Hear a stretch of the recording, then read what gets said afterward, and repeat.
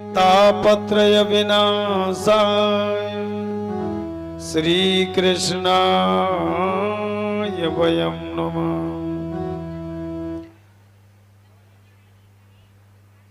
देहिक, दैविक, भौतिक जो तीन प्रकार के ताप हैं, वे भगवान का भजन करने से, भगवान की कथा श्रवण करने से सदा सदा के लिए नष्ट हो जाते हैं। सज्जनों, ये तीन प्रकार के जो ताप हैं, ये तुलसी बाबा ने रामचरितमानस में भी इनका वर्णन किया है। तुलसीदास जी क्या कह रहे हैं? देहिक, दैविक, भौतिक तापा। अरे देहिक, दैविक, भौतिक तापा।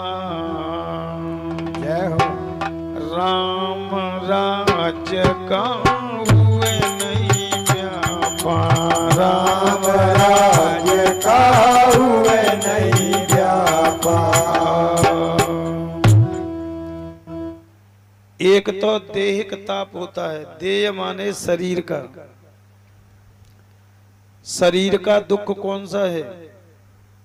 कैंसर हो जाना, कोरोना हो जाना, डेंगू हो जाना, मोती जरा हो जाना, शरीर में कोई रोग हो जाए और उसके द्वारा मृत्यु हो जाए, उसको कहते हैं देहिक ताप।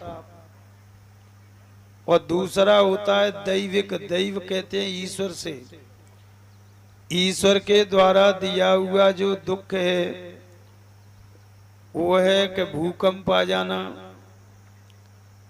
ओलावृष्टि हो जाना, बिजली गिर जाना, ये ईश्वर के द्वारा दिया हुआ दुख है। और तीसरा दुख होता है भौतिक। भौतिक कहते हैं जीव मात्र से। आप यहां से जगनेर या तातपुर जा रहे हैं, रास्ते में डाकुओं ने आक्रमण कर दिया, सिंह ने या व्याघ्र ने आक्रमण कर दिया, तो ये भौतिक ताप है।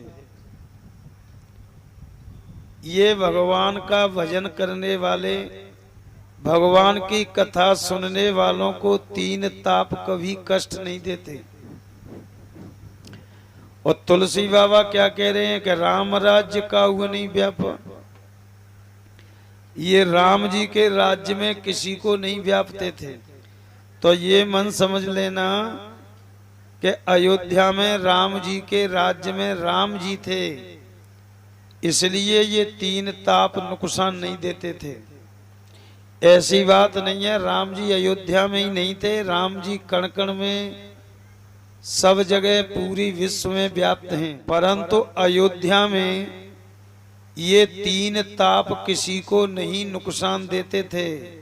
इसका कारण तुलसी बाबा रामचरितमानस में आगे लिख रहे हैं। तुलसीदास जी कहते हैं अयोध्या में राम जी के राज्य में ये तीन प्रकार के ताप इसलिए कष्ट नहीं देते थे क्योंकि उस समय अयोध्या में ये काम होते थे। कौन से काम?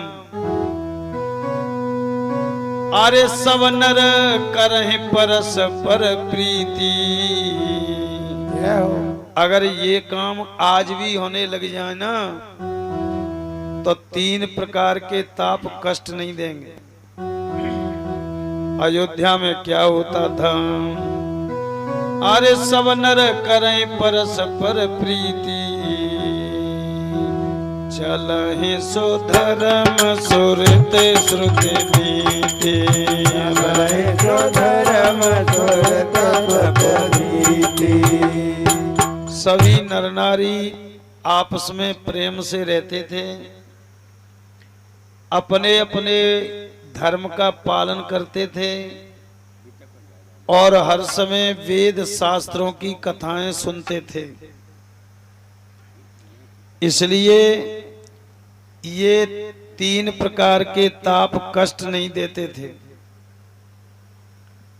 और तुलसी बाबा रामचरितमानस में क्या कह रहे हैं कि इसलिए कष्ट नहीं देते थे अयोध्या में, किस लिए? सबके घर घर होई पुराण,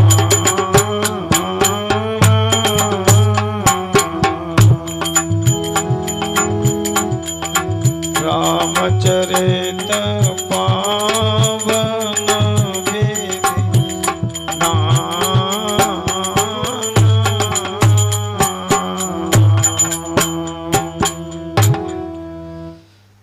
पुराणों की कथाएं सबके घर घर में होती थीं। भगवान राम की रामचरित कथा होती थी। यहाँ पर व्यास जी महाराज कह रहे हैं भैया अगर आज भी ये काम होने लग जाएं, आज भी घर घर में भजन करने लग जाएं, अरे सब भजन नहीं करें तो घर में एक बड़ो बूढ़ो तो भजन करें, और घर में एक बड़ो बूढ़ो भजन करेगा ना तो पूरे घर में शांति रहेगी। बाकी घर में न भूत आवेंगे, न ब्यारे आवेगी, न बाधा आवेगी, और न बाके ऊपर शुक्र शनिचर राहु केतु आवेंगे। आज से 40 वर्ष पहले जब हम गांवों में सुबह जाते थे तो महाराज सवेरे ही सवेरे लोग बार कुआ पे नहा के बड़े बूढ़े तिलक चंदन लगा के और माला लेके भजन करते हुए मिलते थे सब। तो हर एक के घर में शांति थी। पूछते कि काय भैया कैसे हाल चाल है? अरे महाराज आनंद आ रहे हैं खूब, सब प्रसन्न रहते थे। और घर का बड़ो बूढ़ो के तो नाती बेटन थे कि बेटा भजन करो, भजन में ही सुख शांति है। और आज 40 वर्ष के बाद में इतना उल्टा हो गया कि अब खुद नाती बेटा कह रहे हैं बाबा थे बाबा भजन कर ले, और बाबा का कह रहे हम बे भजन कर ले। भैंस तो घाम में बंधी है, भैंस तो प्यासी बंधी है भाई, भैंसन की चिंता हो रही है। भजन करना लोगों ने बंद कर दिया। घर में बड़ा बूढ़ा भी भजन नहीं कर रहा।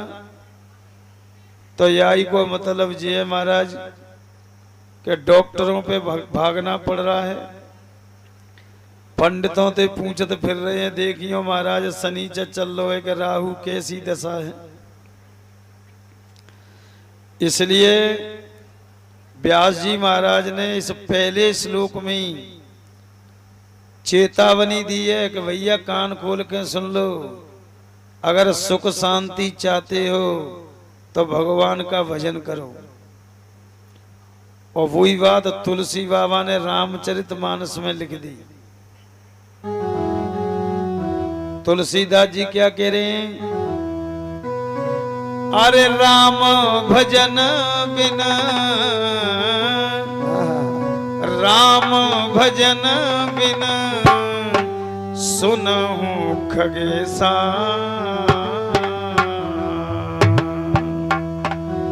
और मिटये न जीवन तेरे गले, मिटये न जीवन तेरे गलेसा।